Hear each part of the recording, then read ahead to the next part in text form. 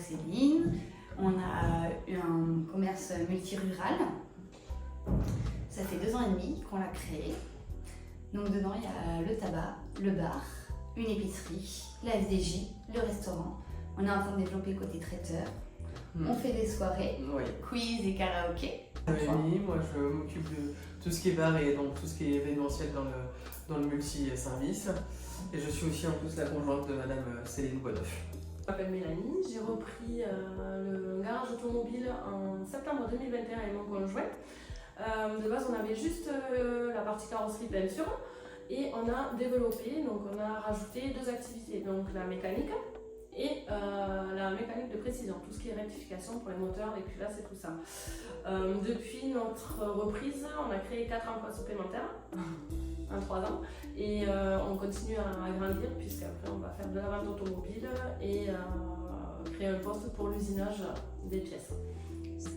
Alors Maud Fleury, société Temporis, agence d'intérim et de recrutement. Donc on fait de l'intérim, du CDD et du CDI sur toute la Haute-Vienne. Donc bonjour, je m'appelle Vanessa Miguel, j'ai 35 ans et je suis donc la co-gérante de l'entreprise MES, donc maintenant Entretien Service, qui est une entreprise de la métallurgie qui fait de l'usinage, de la chaudronnerie, de la maintenance industrielle et des projets combinés autour de tout ça avec une spécialisation dans le nucléaire.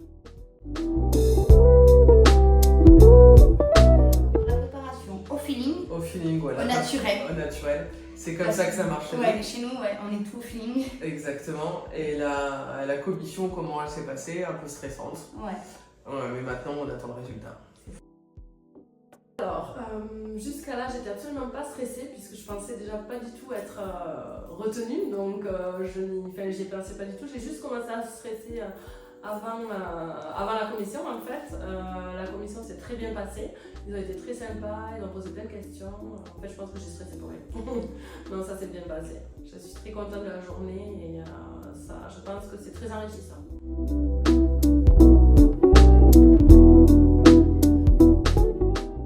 Il faut être courageuse. Il faut être courageuse et il faut être forte parce que comme toujours dans la vie, on nous donne toujours des claques. Être entrepreneur, on prend encore plus des grosses claques.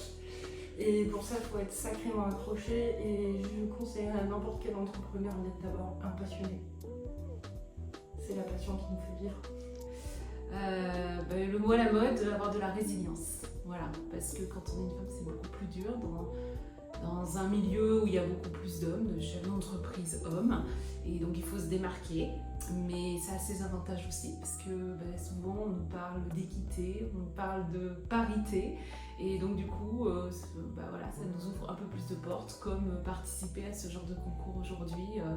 C'est ouvert qu'aux femmes, et ça c'est bien, ce genre de discrimination positive.